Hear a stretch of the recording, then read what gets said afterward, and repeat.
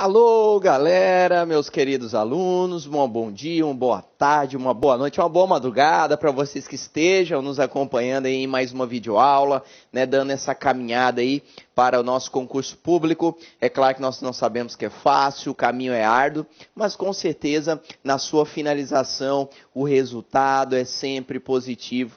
É galgar, é chegar ao nosso, né, resultado final, que é a aprovação de vocês no concurso público do sonho. Né? Quem não tem o sonho de ser um funcionário público, né, de ter lá sua mesa, sua cadeira, esse é o nosso papel. A LAC Concurso está em conjunto com vocês, meus queridos alunos, para que nós tenhamos esse resultado positivo. Se depender de mim, das minhas energias positivas, meus queridos alunos, vocês já estão lá. Né? O maior sonho nosso é abrir aquele edital e observar, né, aquele diário e observar lá o nome de vocês publicado, chamando-os, né, para tomar posse no seu cargo. É esse o nosso sonho e com certeza será o objetivo nosso a partir de agora. Mas vamos lá, né? Hoje nós iremos dar uma continuidade às nossas aulinhas, estamos aí nos preparando para o Banco do Brasil, né, para os concursos bancários. É claro que nós temos aí poucas questões dentro do direito do consumidor, mas é uma matéria envolvente, nós temos que trabalhar, temos que estar 100% preparados para o concurso público. Então hoje nós iremos, né, dar continuidade falando de alguns temas bem interessantes que têm chances de serem cobrados também junto ao concurso público de vocês, que é o direito de arrependimento, cláusulas e práticas abusivas. É os temas que nós iremos trabalhar hoje, né? Por que eu falo isso? Hoje, na relação bancária, nós acabamos por observar, né, várias modalidades de contratos que são oferecidos ao consumidor e muitas vezes, né, o consumidor não tem essa noção, né, muitas vezes o consumidor ele não tem uma análise, né, criteriosa e profissional em relação àquelas determinadas cláusulas, muitas vezes assinando um documento que ele desconhece, muitas vezes assinando um documento que ele não tem, certo, a realidade interpretativa daquelas cláusulas. Então nós devemos trabalhar um pouquinho com isso, o que também chamamos e conhecemos de contratos de adesão, que são aqueles contratos também conhecidos como contratos unilaterais, ou seja, contratos que já vêm pré-determinadas suas cláusulas. É aquele contrato que você firma com a sua instituição bancária, é aquele contrato no momento que você assina a sua linha de celular pós-paga, são contratos já pré-determinados. Ali você não desenvolve cláusulas, porque ele não é bilateral em si, né? As cláusulas já vêm pré-determinadas e vocês simplesmente o quê? Consente, né? Subentende que vocês aceitam aquelas cláusulas ali pré-determinadas e assinam. Esse é o nosso papel como consumidor. Mas e aí? Como devem ser esses contratos? Eles são admitidos perante a nossa legislação consumerista, perante o Código de Defesa do Consumidor? Então nós iremos trabalhar um pouquinho hoje com esses conteúdos. E o pontapé inicial que nós trazemos hoje, pessoal, é falarmos um pouquinho do direito de arrependimento. O que seria esse direito de arrependimento, professor? Aqui nós trazemos dois artigos brilhantes do Código de Defesa do Consumidor, que é o artigo 47 e o artigo 49. O artigo 47, por que sempre quando eu falo em direito de arrependimento eu trago o artigo 47? Porque ele está influenciado, meus queridos alunos, em relação aos nossos contratos de adesão, em relação a esses contratos unilaterais que nós observamos hoje no nosso dia a dia. E olha o que nos traz a redação do artigo 47. As cláusulas contratuais serão interpretadas de maneira mais favorável ao consumidor. Então, o que acontece, né? Antes de qualquer coisa, pessoal, prestem bastante atenção no seu concurso público, porque essa questão já veio a ser cobrada, foi um item já que veio a ser trazido em questões passadas do Banco do Brasil. Sempre, pessoal, na interpretação das cláusulas, ela será analisada de forma mais favorável ao consumidor. Quais que foram as pegadinhas que já vieram a ser cobradas? Uma delas, ele traz que o contrato será analisado e interpretado, certo? A benefício do fornecedor ou de forma mais favorável ao fornecedor. Nunca, pessoal. Por quê? O próprio nome da lei já nos traz. Código de Defesa do Consumidor. Ele foi criado, ele foi desenvolvido no intuito o quê, pessoal? De auxiliar a parte mais fraca, ou seja, o consumidor. Então lembre-se sempre, artigo 47 é bem claro, em cláusulas contratuais, em contratos de adesão, as cláusulas virão a ser interpretadas sempre o quê, pessoal? De forma mais favorável ao consumidor. Bacana? Então esse é o primeiro ponto da nossa aulinha de hoje. Dando continuidade, nós observamos também, como já citado, dois grandes artigos. O artigo 47, que fala sobre a forma de interpretação, e o artigo 49, que nos fala sobre o famoso direito de arrependimento. Olha que interessante.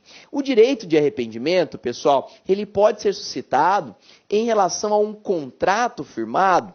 Sim, dependendo de situações, em casos específicos que nós iremos trabalhar, há a possibilidade para que eu possa me arrepender de um determinado contrato assinado, firmado com uma determinada instituição, certo?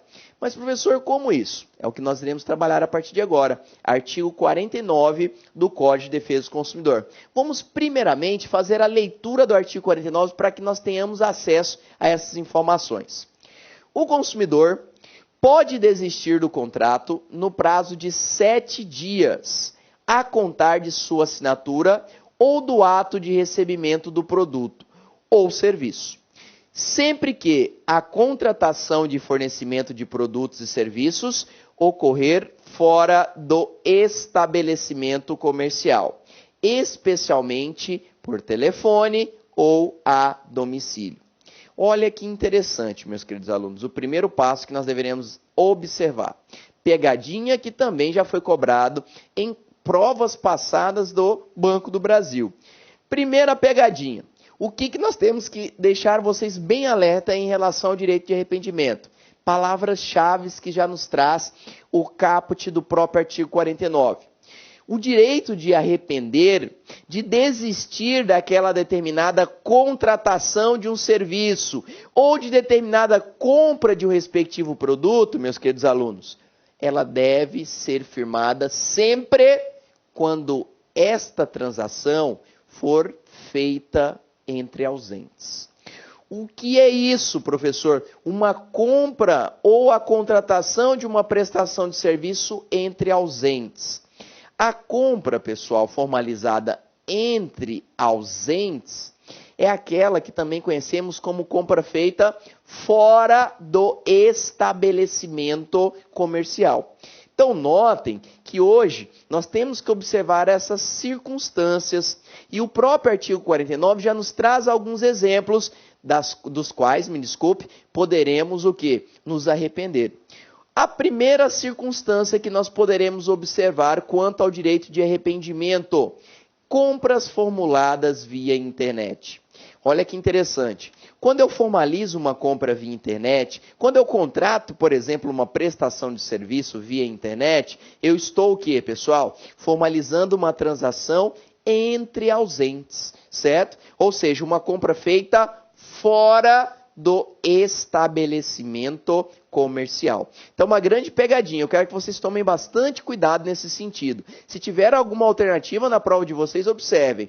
Existe sim o direito de arrependimento, mas o direito de arrependimento só virá a ser aplicado nas compras entre ausentes, ou seja, nas compras formuladas fora do estabelecimento comercial. Exemplo, compras feitas pela internet. Outra situação e exemplo, meus queridos alunos, né? As compras formuladas via telefone. Não é verdade? Aquelas compras que você liga no 0800, as famosas telecompras, também é admitido hoje o direito de arrependimento. Eu posso me arrepender daquela respectiva contratação formulada ou daquela respectiva compra de determinado produto.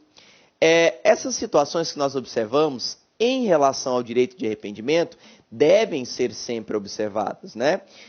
Outra situação também, compras, né, pessoal, que são formuladas a domicílio. É uma outra situação que o próprio artigo 49 nos traz a possibilidade de buscarmos, né, num prazo estabelecido pela própria lei, de nos arrependermos daquele determinado produto ora adquirido. Qual que é esse prazo, professor, que nós temos? A lei, ela é bem clara em nos estabelecer no próprio artigo 49 que o prazo que nós temos, meus queridos alunos, será de 7 dias, tá? Notem, pessoal, que aqui nós falamos o quê, né? 7 dias corridos. Em nenhum momento a lei fala em 7 dias úteis, tá? Outra pegadinha também que eu já observei em questões passadas dos concursos bancários. Nós aqui estamos trabalhando com 7 dias corridos. Só que esses 7 dias nós temos que observar que ele tem o seu início de contagem. E a própria lei se preocupou em estabelecer.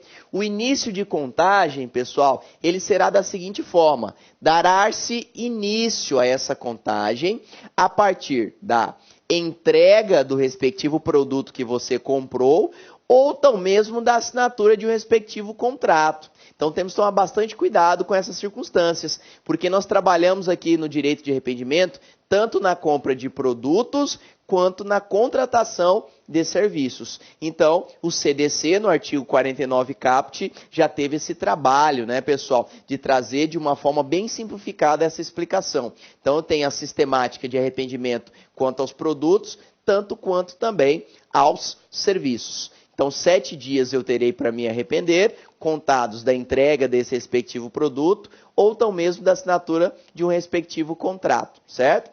Isso é importante, pessoal, principalmente para quem compra produtos na internet. Imagine se os 7 dias fossem contados a partir do momento que você clica o OK e fecha a compra. Seria justo para o consumidor? Vocês entendem dessa forma? Claro que não, né? Imagine, hoje nós temos produtos que nós compramos, firmamos o negócio naquele momento, de imediato já desconta o valor do nosso cartão de crédito, mas o produto chega às vezes 30 dias depois. E aí, professor, para que iria servir o direito de arrependimento se eu nem tive acesso ao produto que eu comprei? Então, o nosso legislador se preocupou em estabelecer o início dessa contagem para que eu possa me arrepender daquele produto a partir do momento que eu tenho acesso ao mesmo. Aqui é importante também, pessoal, eu gosto muito de frisar o direito de arrependimento, que ele tem grande chance de ser cobrado, que independe de qualquer situação para que eu possa, né, acionar esse direito de arrependimento. Como assim, professor? Independe de qualquer situação, de qualquer circunstância.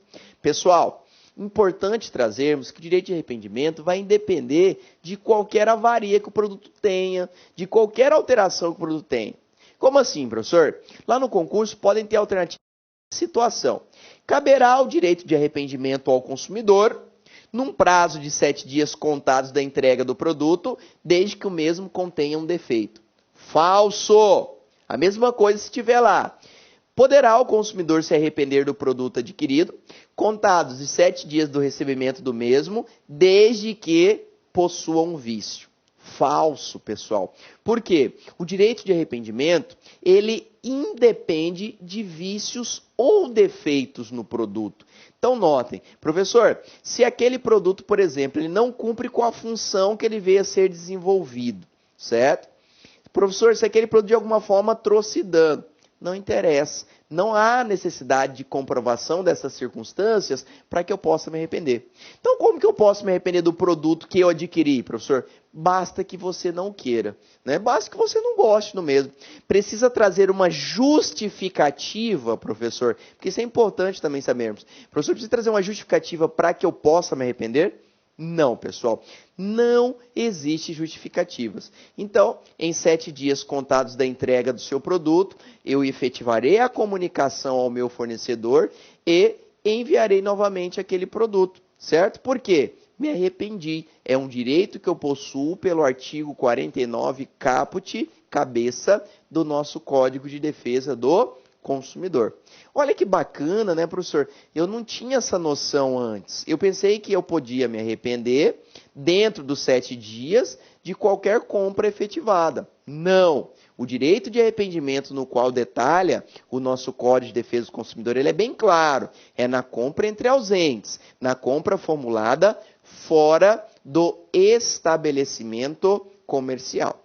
Então notem, pessoal, por que eu quero deixar isso bem claro para que não traga nenhum tipo de dúvida à frente para vocês.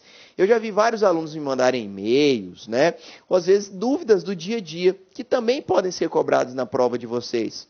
Professor, se por exemplo, né, eu estou numa loja e eu comprei um micro-ondas, né? Fui lá, quanto que é o micro-ondas? R$500.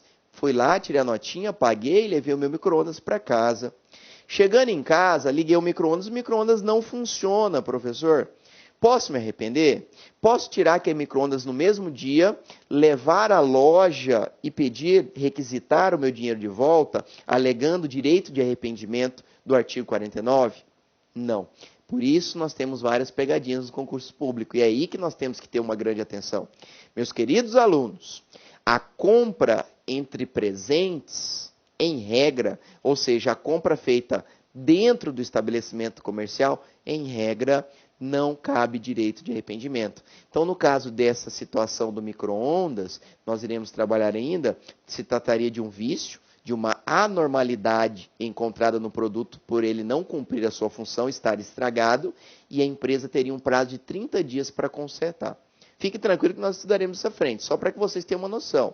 Entre presentes, dentro do estabelecimento comercial, regra, não aplico o código de defesa, não aplico o direito de arrependimento, certo? Então é só um exemplo para que você possa, né, pessoal, ver a diferenciação existente na compra dentro do estabelecimento comercial, o que nós chamamos de compra feita, né, pessoal, entre presentes, e a compra o quê? Feita fora do estabelecimento comercial, também conhecida como compra entre ausentes. Então lembre-se sempre da compra em internet, lembre-se o quê? Das telecompras, lembre daquelas compras feitas via postal, ou até mesmo aquelas compras que são oferecidas a domicílio. São exemplos hoje trazidos pela própria lei, prevista no artigo 49, no qual eu terei o famoso direito de arrependimento. Bacana, pessoal? Então, acho que essa primeira parte nós tivemos uma noção, né, do que é o direito de arrependimento e como ele pode vir a ser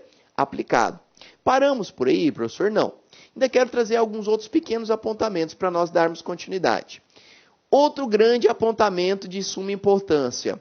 Tem alguns concursos públicos que eu estou observando, algumas bancas, meus queridos alunos, que estão substituindo o nome arrependimento por uma outra palavrinha também, pouco conhecida. O direito de arrependimento também poderá ser conhecido e chamado como direito de reflexão. Então fiquem atenados, vocês, meus queridos alunos que estão estudando, anotem no caderno, não custa, né? Vamos anotar aí no notebook, no computador de vocês, ou até mesmo no caderno, essa outra palavrinha que podemos encontrar, chamada reflexão. Então, às vezes você pode estar lá no seu concurso público e falar o seguinte: o direito de reflexão terá um prazo de 7 dias contados a partir da entrega do produto, para que, né, possa o consumidor devolver o mesmo e ter a restituição dos valores ora investidos. Ponto. Perfeito, professor? Perfeito. Então, o direito de arrependimento também poderá ser conhecido como direito de reflexão. Certo, pessoal? Então, vamos dar continuidade, vamos fazer a leitura também do parágrafo único, só para nós termos um acesso integral ao direito de arrependimento. Parágrafo único.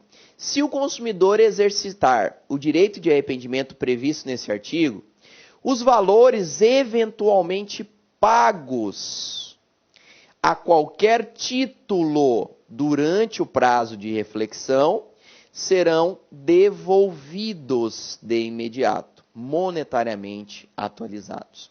Aí outro grande problema que nós temos, né? Quando nós nos arrependemos do produto adquirido, por exemplo, entramos em contato com o fornecedor fala, não, tudo bem, vamos te restituir, pode mandar o produto de volta. Você pega, fala assim, moço, mas como que eu vou devolver o produto?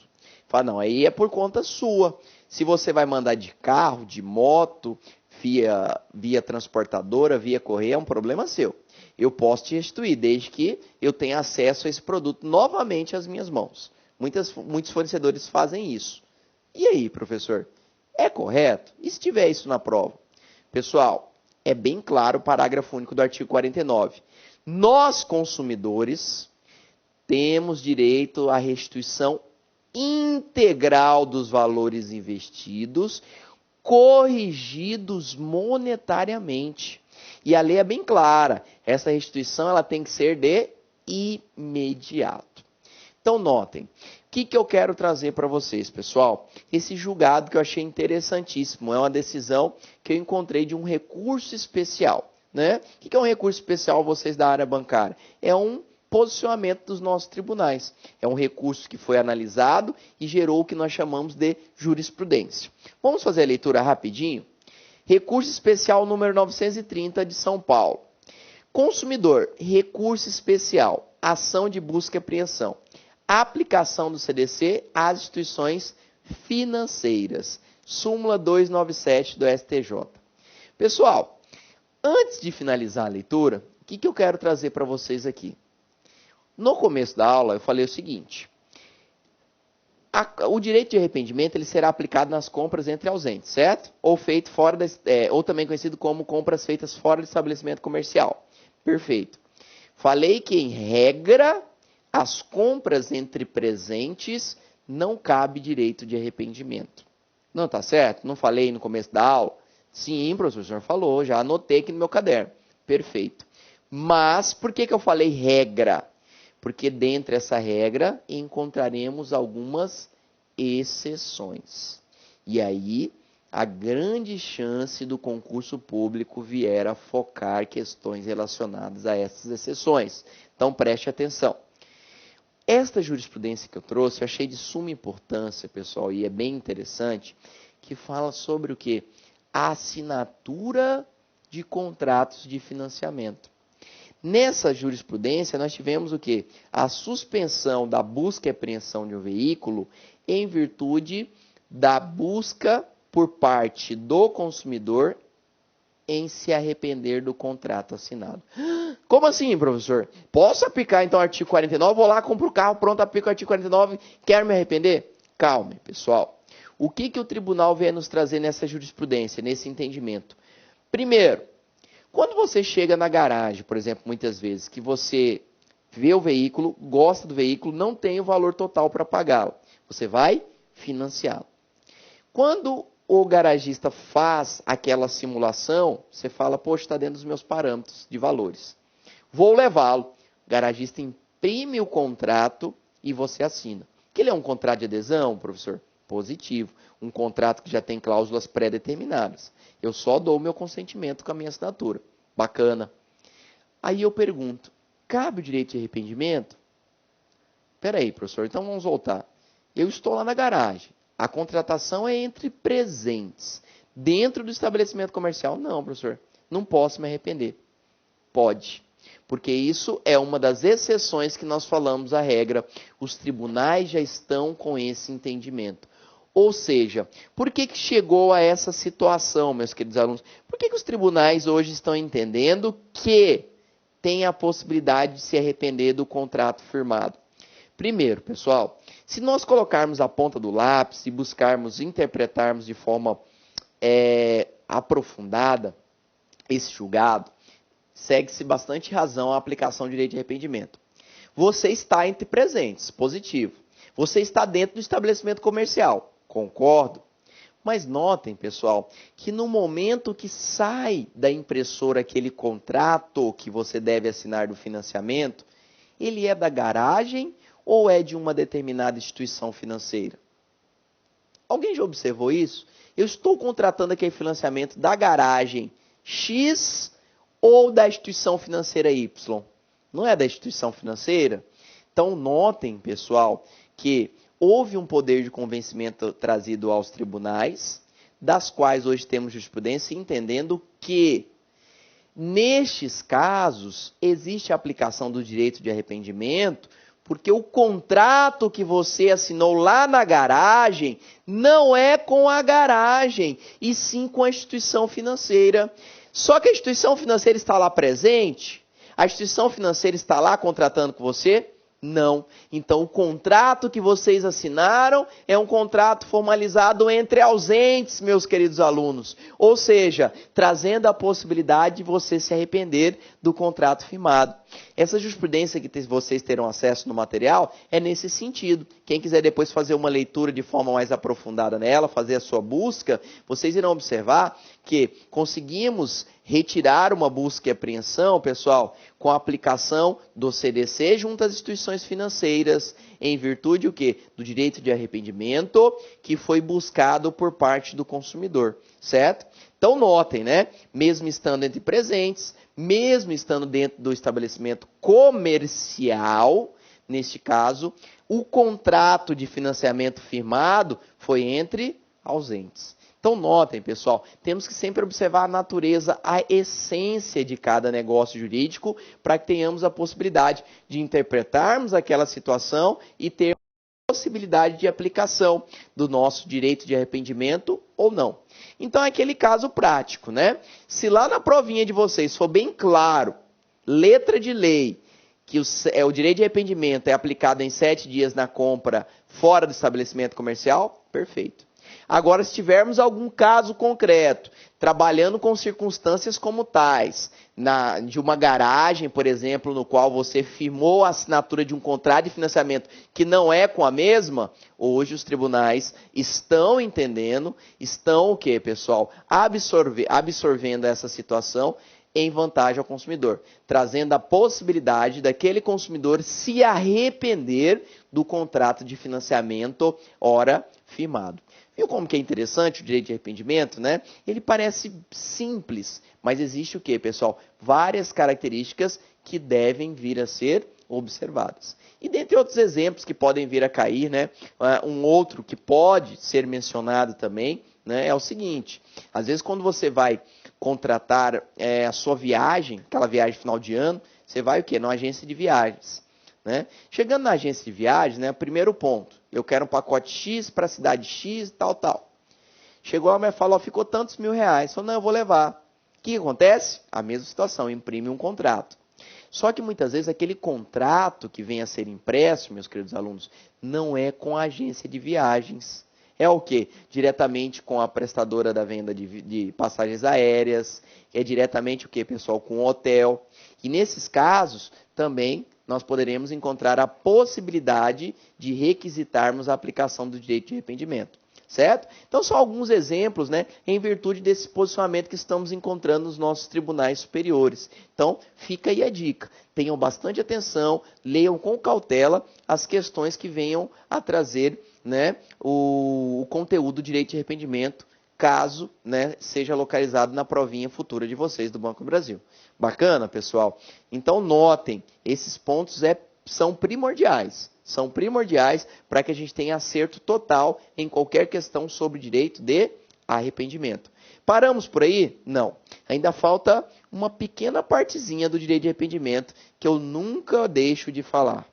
Pessoal, trouxe esse RESP. O que é um RESP, né, pessoal? É um recurso especial. Foi um recurso que chegou ao nosso Superior Tribunal de Justiça e formulou uma decisão, o que nós chamamos de jurisprudência. O que fala essa jurisprudência? Bacanérrima, pessoal. Essa jurisprudência, ela cita o artigo 49 em que sentido? Na devolução do serviço postal. Mas, professor, peraí, eu tenho direito à devolução do serviço postal? Sim. Olha o exemplo que nós falamos. Quando você desiste da sua respectiva compra, o fornecedor fala para você, tudo bem, eu devolvo o seu dinheiro, mas você tem que enviar o produto para mim. E ele não quer pagar esse envio. E quem que acaba pagando? Você, consumidor. Você tem direito também a ser restituído desse valor postal? Positivo, pessoal. Olha aí, temos já um entendimento do próprio Tribunal Superior nesse sentido. Olha lá, artigo 49 do CDC. Responsabilidade pelo valor do serviço postal, decorrente da devolução do produto, conduta abusiva, legalidade da multa aplicada pelo PROCON. Olha aí, pessoal, conduta abusiva, ou seja, né, se você pagou esse valor, no momento de restituição, quando o produto chegar lá ao fornecedor, ele deverá também restituir o quê? O valor do frete que você pagou para devolver o mesmo. Bacana, pessoal? Então, vocês notem que estão totalmente aí blindados dessas informações referentes ao direito de arrependimento, as suas regras e, consequentemente, as suas respectivas exceções. Beleza? Ponto final. Conseguimos de forma breve passar para vocês o direito de arrependimento? Espero que sim. Qualquer coisa, estamos à disposição também nos nossos canais de comunicação. Né? Quem quiser me adicionar lá no Facebook, é só jogar Silvio Soares ou Silvio Soares 2. Temos também a nossa fanpage, bem interessante, Professor Silvio Soares, no qual nós estamos trazendo vários pontos de discussão, várias matérias referentes ao direito do consumidor, lá dentro também do Facebook. E temos também, né, pessoal, o Instagram. Quem quiser também nos adicionar no Instagram, estamos lá, né? Silvio Júnior 1, tá? Será um maior prazer aí, sempre divulgando matérias também, para que nós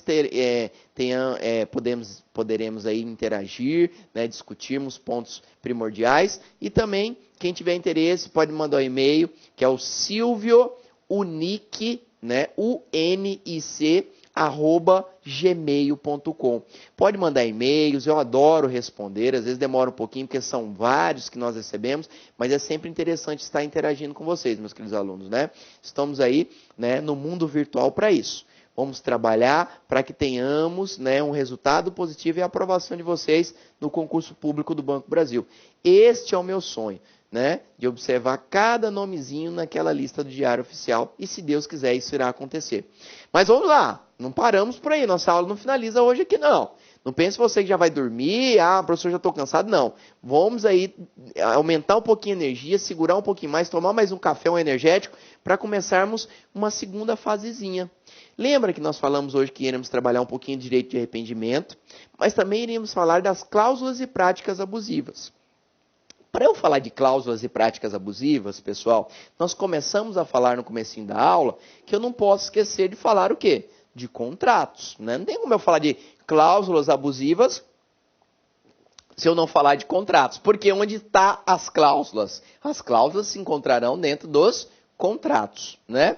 Aqui, pessoal, o Código de Defesa do Consumidor também nos trouxe artigos para falar, para citar um pouquinho sobre esses contratos. E um dos artigos importantíssimos do CDC é o artigo 54, que abre o livro, abre a seção relacionada aos contratos de adesão.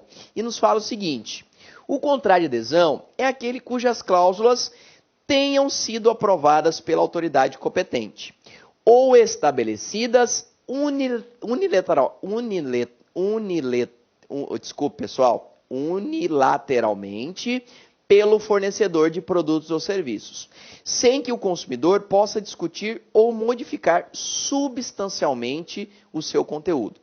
Ora, professor, o que significa isso? Como já dito, pessoal, para não ficar, né, muito redundante, os contratos de adesão são aqueles contratos unilaterais, como a própria lei já nos estabelece. Contratos que já possuem cláusulas pré-determinadas. Substancialmente, o consumidor não os modifica. Simplesmente senta, lê e concorda com a sua assinatura. O que nós chamamos de ciência naquele documento. Seja na contratação de um determinado serviço ou na compra de um respectivo produto. Nós temos ali contratações que podem ser entre presentes ou mesmo contratações entre ausentes, que são os contratos virtuais muitas vezes formulados por meio de um número de protocolo aí via telefone, certo? Por isso que é sempre bom e importante nós anotarmos também os protocolos de atendimento e, consequentemente, os protocolos dos quais você firma uma determinada contratação na esfera virtual, certo? Isso é importante e o artigo 54 já nos traz essa situação. Alguns concursos públicos passados já nos trouxe alternativa no seguinte sentido, perguntando se o contrato de adesão ele era admitido pela legislação consumerista, se era admitido pelo Código de Defesa do Consumidor. Ora, o artigo 54 já é bem claro, o contrato de adesão ele é admitido sim, certo? Desde que é claro, né, pessoal, não traga circunstâncias que venham a trazer prejuízo ao consumidor, que é claro que nós iremos trabalhar a partir de agora nas cláusulas abusivas. Então, primeiro passo, contratos de adesão são admitidos pela relação de consumo. Perfeito? Primeiro ponto e de suma importância. Agora, pessoal, para que a gente tenha uma noção maior desses contratos, primeiro, né, eu quero trazer o seguinte. Antes de nós entrarmos nas cláusulas abusivas do contrato, prestem bastante atenção numa situação que eu acabei de lembrar também. É tanta coisa que passa aqui ao mesmo momento. Em uma questão bem antiga não, diga uns 3, 4 anos atrás, né, eu observei uma cobrança interessantíssima nesse assunto, contratos de adesão. E era um caso prático que confundiu um pouco a cabeça de vários alunos. Falava o seguinte: fulano X chegou a um determinado estabelecimento para contratar uma prestação de serviço, requisitou aquele serviço, o serviço foi colocado, foi imposto, né, dentro desse contrato. O contrato foi impresso e entregue àquele consumidor, para que o consumidor analisasse. O consumidor analisou aquele contrato e não concordou com uma determinada cláusula ali existente. Certo? Então, o que acontece? Você chegou a um determinado estabelecimento, o contrato já saiu pronto, você lê o contrato, coisa que a gente quase não faz, fala a verdade, a maioria das vezes você não faz, não lê, vai lá e assina, isso é a verdade. Mas esse consumidor leu o contrato. Leu o contrato e observou uma cláusula que ele não gostou. Chamou o responsável e falou: moço, eu não gostei dessa cláusula, poderia incluir uma nova cláusula? O fornecedor, né, pessoal, naquele momento, né, interpretando essa questão caiu, ele achou interessante, falou: não, tudo bem, o senhor vai contratar, vou, mas eu queria colocar uma nova cláusula no contrato. O fornecedor concordou e houve a inclusão de uma nova cláusula. O que o concurso público perguntou nesse sentido? Se em virtude da inclusão dessa nova cláusula, haveria alteração na natureza do contrato. Ou seja, se esse contrato ele perderia a natureza de contrato de adesão. Muitas pessoas marcaram que sim. Olha que interessante, pessoal. No momento que a pessoa incluiu a cláusula que ela requisitou, muitas pessoas entenderam que esse contrato ele deixou de ser de adesão e transformou num contrato bilateral. Ou seja, onde há a manifestação de ambas as partes para a criação e desenvolvimento das cláusulas.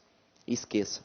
Pessoal, a simples inclusão de novas cláusulas ou termos neste contrato não altera a sua natureza. Ou seja, ele não deixará de ser um contrato de adesão. Viu? Então tome cuidado com essas pegadinhas, né? Lembrei aqui, veio à mente agora essa questão que já foi cobrada há alguns anos atrás e lá vai que cai alguma semelhante, né? Então nós temos que estar devidamente afiados até nesse sentido. Então lembre-se, inclusão de novas cláusulas no contrato em si não altera a natureza de contrato de adesão do mesmo. Beleza? Então vamos lá. Então observamos algumas características do contrato de adesão, mas para que nós tenhamos uma noção maior, pessoal, nós temos que também fazer a interpretação de um artigo importantíssimo para mim dentro do Código de Defesa do Consumidor, que é o artigo 51. O que é esse artigo 51, professor? O artigo 51, ele nos traz o que chamamos de cláusulas abusivas nos contratos de adesão, né? Nesses contratos aplicados às relações de consumo. O artigo 51 ele já deixa bem claro, pessoal, que cláusulas abusivas nos contratos de adesão são nulos de pleno direito. Ou seja, se for evidenciado no contrato que você firmou cláusulas abusivas, certo, pessoal? Essas cláusulas já serão nulas de pleno direito, ou seja, elas nunca terão validade. Não confundam, pessoal, dois pontos polêmicos. O critério nulo com o critério anulável. Anulável tem vigoração até aquele momento que você o discute. O nulo é diferente. Ou seja, pessoal, o critério nulo nunca terá validade. Certo? Então notem, aqui essa cláusula quando identificada no contrato, ela não terá validade. É como se ela não estivesse ali presente no contrato. Certo? Notem, pessoal, que este rol estabelecido no artigo 51, que é composto de vários incisos, hoje também é conhecido como rol meramente exemplificativo. Por quê, professor? Hoje já encontramos outras cláusulas abusivas que podem vir a ser identificadas no contrato firmado entre você e a instituição bancária, que não se encontre aqui junto ao artigo 51. Então, por isso, o rol estabelecido é um rol exemplificativo, que é uma situação que pode também ser cobrada na prova do concurso público do Banco do Brasil de vocês. Lembre-se, aqui eu trabalho com rol exemplificativo. Esqueçam o famoso rol taxativo quando falarmos de cláusulas abusivas previstas no artigo 51 do Código de Defesa do Consumidor. Então vamos fazer a leitura do primeiro inciso, da primeira situação que poderemos localizar dentro de um contrato de adesão como cláusula abusiva. Primeiro, Cláusulas que impossibilitem, exonerem ou atenuem a responsabilidade do fornecedor por vícios de qualquer natureza dos produtos e serviços, ou implique a renúncia ou disposição de direitos.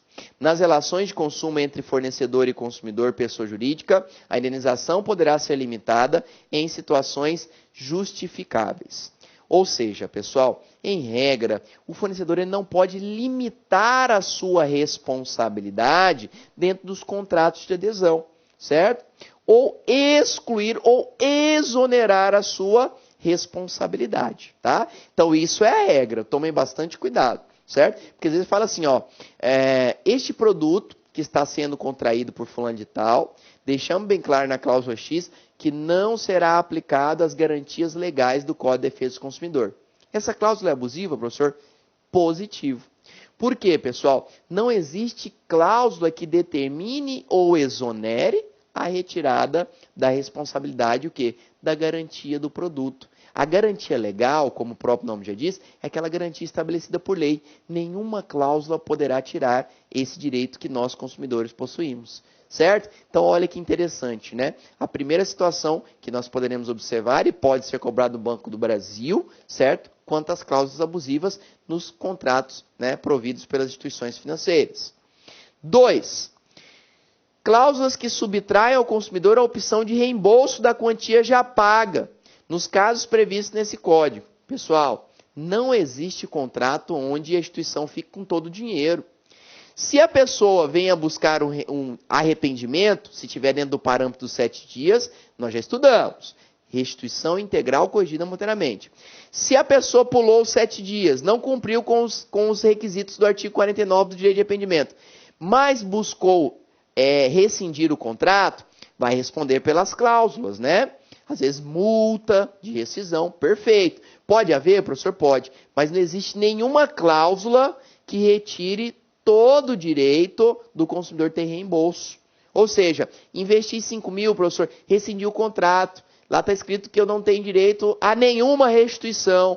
Essa cláusula é considerada abusiva, certo? Então tome bastante cuidado em qualquer questão, em qualquer caso prático que caia na prova de vocês. O consumidor sempre terá direito a reembolso. Deixando bem claro, vai haver desconto de cláusulas, né? Penais, que nós chamamos aquelas cláusulas no qual há multas pela sua rescisão, no qual você reivindicou a rescisão, né? Ou situações de taxas. Isso pode haver, certo? Só não pode tirar do consumidor direito de reembolso. É igual quando nós falamos, outro exemplo, contratos de consórcio. Professor, fui pagando, tem uma hora que eu não consegui mais pagar. Parei de pagar. Fui excluído do grupo. Professor, tem direito à restituição? Olha lá o que fala o artigo 51. Todos os consumidores têm direito a reembolso.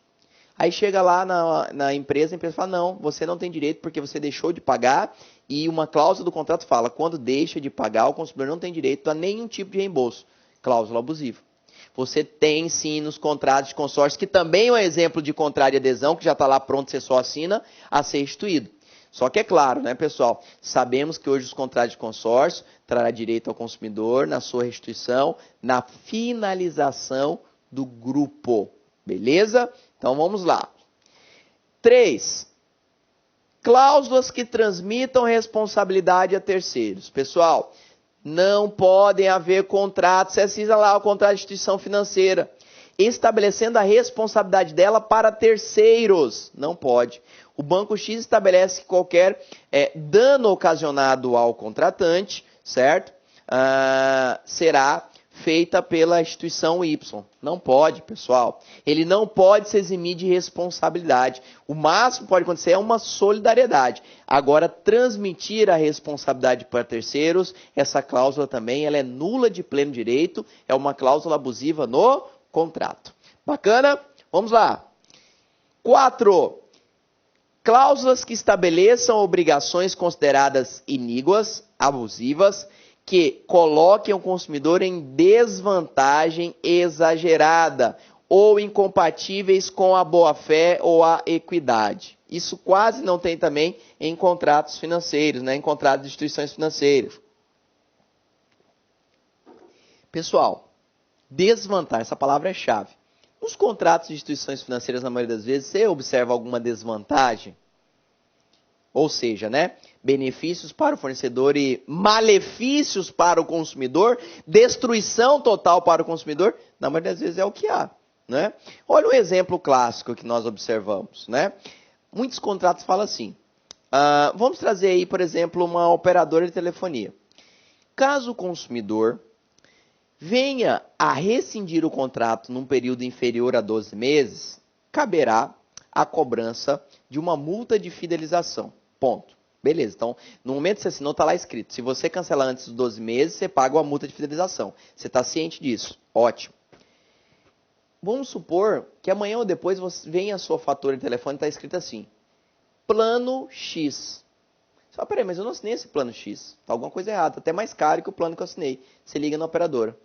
A operadora fala assim para você, aquele plano Y que você assinou não existe mais, então automaticamente nós mudamos você para o plano X. Fala, peraí, mas eu não quero o plano X. Ela fala, não posso fazer nada. Tá uma cláusula prevista no contrato que a qualquer momento a gente pode mudar o seu plano. Peraí, professor, isso não traz uma desvantagem para o consumidor? Se eu rescindo o contrato, eu pago multa, por que quando ele muda o plano ou muda a sua categoria, ele também não tem que pagar? Porque não é uma formalidade de rescisão. Ele está te entregando outro plano, outros valores e ainda sem lhe comunicar, ou seja, de forma unilateral. Isso não é desvantagem para o consumidor? Positivo, professor. Então, pode também vir a ser localizado uma cláusula abusiva neste contrato. E essa cláusula será considerada nula de pleno direito. Vamos lá. 6. Cláusulas que estabeleçam inversão do ônus da prova em prejuízo do consumidor. Pessoal, guardem bem isso, e já foi questão de concurso público passado. Inversão do ônus da prova. O que é uma inversão do ônus da prova, né? Vocês estão estudando para a área bancária. Inversão do ônus da prova, como já diz o nome, pessoal, é um instituto que veio a ser criado dentro do Código de Defesa do Consumidor para proteger o consumidor. Quando ele entra com a ação, ele tem a possibilidade de pedir, requisitar ao juiz a inversão do ônus da prova. Ou seja, eu entro com a ação, se o juiz inverter o ônus da prova que eu requisitei, quem vai ter que provar que está certo ou errado é a própria empresa, é a própria instituição bancária.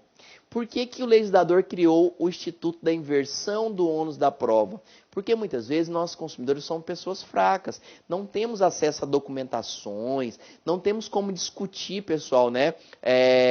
Análise de contratos financeiros, né? De contratos que tenham vários cálculos de juros e correções. Então, por isso, muitas vezes nós sabemos que o banco está errado, mas não sabemos como comprovar. Então, nós temos a possibilidade de reivindicar ao juiz a inversão do ônus, fazendo o pedido. Se o juiz admiti-lo, quem deverá comprovar que aquele contrato está certo, que não existe cláusula abusiva, é a própria instituição financeira, ou seja, o próprio fornecedor. Então, por isso, pessoal, prestem bastante atenção. O inciso 6 é claro. Não pode conter cláusula que estabeleça a inversão do ônus da prova a favor do fornecedor, certo? Se tiver a inversão a favor do fornecedor, essa cláusula é nula de pleno direito, ou seja, essa cláusula ela é considerada uma cláusula abusiva nesse contrato. Então, guardem a regra e nunca irá mudar. Inversão do ônus da prova sempre será favorável ao consumidor. Inversão do ônus da prova nunca será favorável ao fornecedor. Bacana, pessoal? Essa é a regra já prevista também no artigo 51. 7. Cláusulas que determinem a utilização compulsória da arbitragem. Ponto importante que já foi cobrado também em concurso público. Pessoal, não tem ninguém que vai me obrigar a utilizar o quê, né? A arbitragem, certo? Você já viu algumas situações que você vai discutir aquele contrato, aí a parte, né, o fornecedor fala assim, não, tudo bem, você pode discutir, mas você não pode entrar com uma ação, você não pode discutir em juízo, porque existe uma cláusula no contrato que determina que quem irá resolver é o tribunal de arbitragem, é um árbitro já, né, determinado para resolver essa lide, para discutir esse contrato. Você fica ver na vida, fala, e agora? O que eu vou fazer? Será que ele tem razão? Pessoal, existe a possibilidade sim de determinar, né, a discussão por meio do tribunal de arbitragem, desde que haja consenso das partes, desde que você dê ciência, desde que você conheça dessa circunstância. Se ela for determinada de forma compulsória, é considerado cláusula abusiva, ou seja, não tem validade no contrato assinado. Beleza? Vamos lá. 8. Cláusulas que imponham representante para concluir ou realizar outro negócio jurídico pelo consumidor. Óbvio, pessoal, cláusula abusiva no 12, né, como diz o outro. Por quê? Não tem como eu colocar um terceiro para ir lá resolver, certo, uma situação do contrato que eu fiz com o fornecedor. Ah, mas tem uma cláusula falando que se o consumidor faltar no momento, né, de assinatura dos termos do contrato, a empresa poderá designar terceiros para isso. Não pode, pessoal, de forma alguma. O negócio jurídico foi firmado entre eu, consumidor, e a empresa. Então, quem que tem que dar ciência, quem tem que autorizar, sou eu, certo, consumidor, e não terceiro indicado pelo fornecedor. Bacana? Se tiver isso no contrato também, é considerado cláusula abusiva. 9. Cláusulas que deixam o fornecedor a opção de concluir ou não o contrato, embora obrigando o consumidor. Deixa o fornecedor a opção de concluir. Pessoal, óbvio também, outra cláusula, né, totalmente abusiva. Se foi firmada ali a prestação, tem que ser concluído. Já pensou se tivesse uma cláusula assim, o fornecedor irá concluir, desde que não chova na obra. Se chover, o fornecedor não é obrigado a concluir a obra. É uma cláusula abusiva, está aí já prevista. Claro, contratou, firmou, tem que cumprir, certo? Para ambas as partes. Então, se tiver alguma cláusula que retire ou atenue essa responsabilidade, né? Falando sim em determinados casos, dizendo não em outros, é cláusula abusiva prevista também no artigo 51. 10. Permitam ao fornecedor, direto ou indiretamente, a variação de preço de maneira unilateral. Pessoal, outra cláusula abusiva. Já pensou? Assina um contrato, um valor X. De repente chega um valor Y para você. Ah, mas você vai ter que aceitar porque já estava previsto no contrato. Em qualquer momento eu poderia alterar o valor. Nananina, não. As alterações, elas não podem ser feitas de forma unilateral. Tem que haver o consenso da outra parte, que somos nós consumidores, certo? Se não houver essa circunstância, já observamos também que há outra cláusula abusiva no seu contrato. E ela é nula de pleno direito. 12. Obriguem o consumidor a ressarcir os custos de cobrança de sua obrigação, sem que igual direito lhe seja conferido contra o fornecedor. Óbvio, pessoal, 2 pesos, 2 medidas, né? Se nós temos aqui circunstâncias e obrigações para o fornecedor, temos que ter para o consumidor e vice-versa. A situação, muitas vezes na prática, é a seguinte: só obrigação para o consumidor e benefícios para o fornecedor. Se tivermos cláusulas nesse sentido na sua interpretação, ela será interpretada de forma mais favorável a quem? Ao consumidor, sempre conforme o próprio artigo 47 que lemos, e, consequentemente, essa cláusula será considerada abusiva. Sempre teremos um equilíbrio nessa relação. Se tem a obrigação daqui, temos que ter a obrigação também do outro lado, beleza? Para que tenhamos um equilíbrio na relação de consumo. 13. Autorizem o fornecedor modificar unilateralmente o conteúdo ou a qualidade do contrato após sua celebração. Outra cláusula abusiva, pessoal. Eu não posso alterar unilateralmente cláusulas do contrato ou valores. Por quê? Já falamos. Aqui, numa interpretação simples, essas alterações elas têm que ter o quê? A ciência do consumidor. O professor não me comunicou, o professor ouve unilateralmente essa alteração. Busque discutir esse contrato e discutir a anulação dessa respectiva cláusula e, consequentemente, os aumentos, por exemplo, que tiveram nos contratos firmados. Beleza? Vamos lá, 14. Cláusulas que infringam ou possibilitem a violação de normas ambientais. Pessoal, violou normas ambientais, cláusula abusiva, não pode conter. Até porque, né, antes de vocês estudarem, claro que não faz parte aí o estudo do direito ambiental em si, né, mas notem, não poderá haver nenhuma cláusula que atente contra o meio ambiente, tá?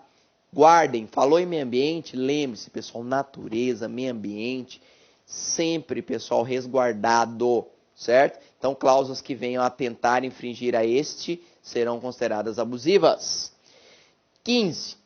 Cláusulas que estabeleçam em desacordo com o sistema de proteção do consumidor. Óbvio, não pode haver cláusulas que venham contra o CDC, pessoal. O sistema de defesa do consumidor é claro, tem que estar amparado o contrato de adesão que está sendo oferecido a vocês, como já dito, perante o Código de Defesa do Consumidor. Professor, interpretou cláusula, está divergente ao código, está em conflito com o código de plano. Essa cláusula é nula, de pleno direito. 16. Possibilitem a renúncia do direito de indenização a benfeitorias necessárias. Pessoal, não cabe cláusula em contrato de adesão que impossibilite o consumidor de ter ressarcimento o quê? A benfeitorias necessárias, tá?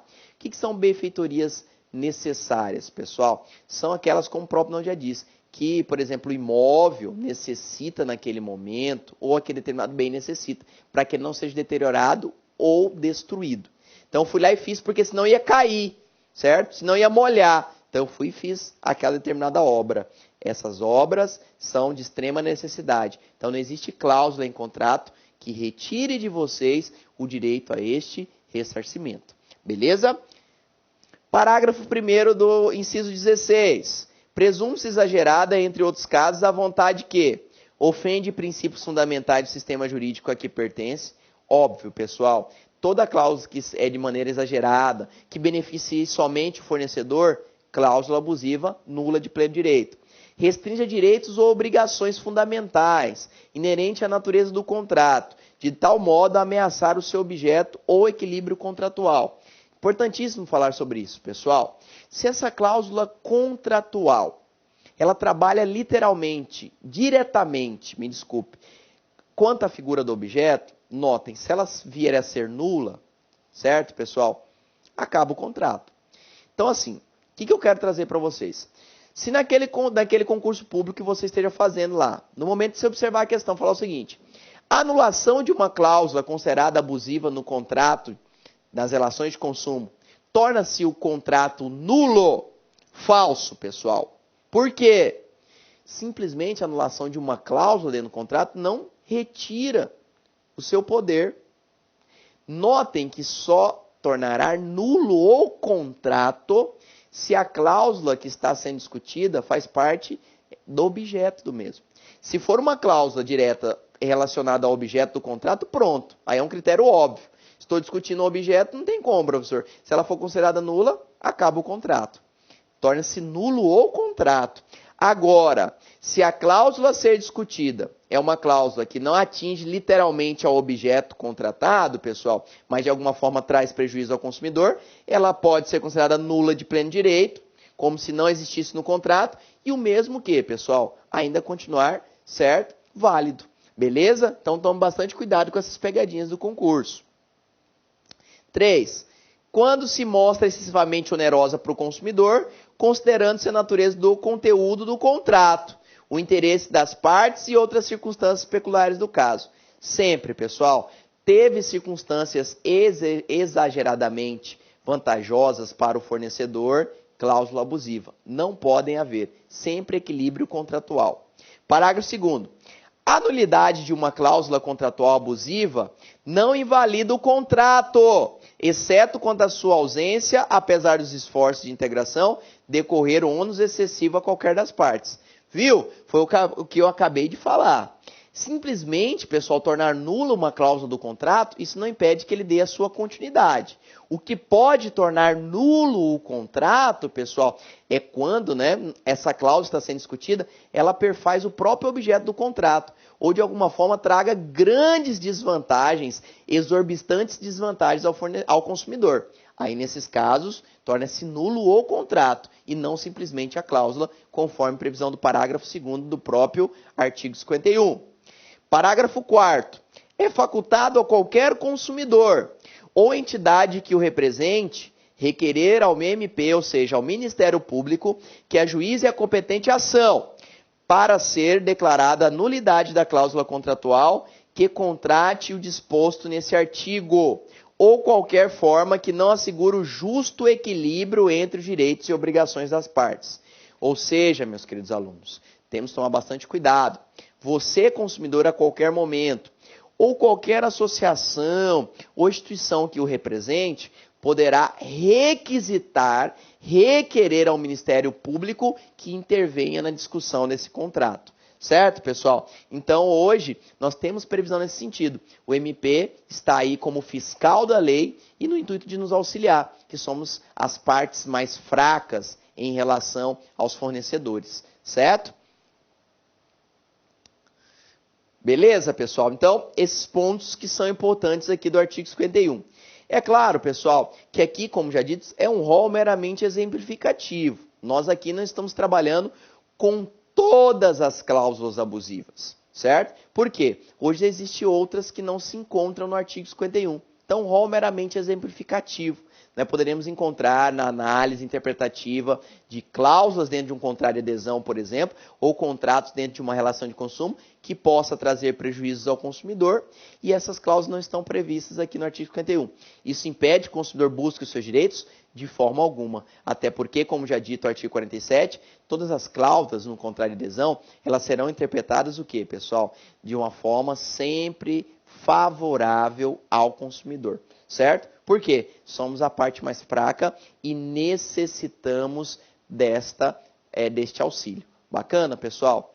Então, pessoal, hoje foi uma aulinha tranquila que nós tivemos, certo? Para que nós tivéssemos uma noção maior, certo? Do direito de arrependimento e, consequentemente, trabalharmos um pouquinho com as cláusulas abusivas junto aos contratos de adesão. Muitas vezes aquele contrato, né? Que daqui a alguns dias os senhores que já estão de posse do seu cargo lá no Banco do Brasil podem vir estar oferecendo ao consumidor. Então é bom ter essa noção, observar o que é válido e o que pode estar contido naquele contrato. Porque também, além de ser uma situação prática que nós poderemos observar no dia a dia, pode ter grandes chances de também ser cobrado no concurso público de vocês. Beleza, meus queridos alunos? Obrigado pela atenção de vocês. Por aqui nós finalizamos a nossa aula de hoje. Espero contar com vocês nas últimas aulinhas, na finalização do nosso conteúdo de Direito do Consumidor para o Banco do Brasil. Que vocês tenham aí bons sonhos, quem esteja assistindo de madrugada, e que vocês estudem bastante. Qualquer dúvida, estou à disposição. Vamos arrebentar nesse concurso público, que eu tenho certeza que você, meus queridos alunos, tem condição de ser aprovado e estar com o seu futuro nome junto ao Diário Oficial. Beleza? Um grande abraço a todos e até a próxima, se Deus quiser.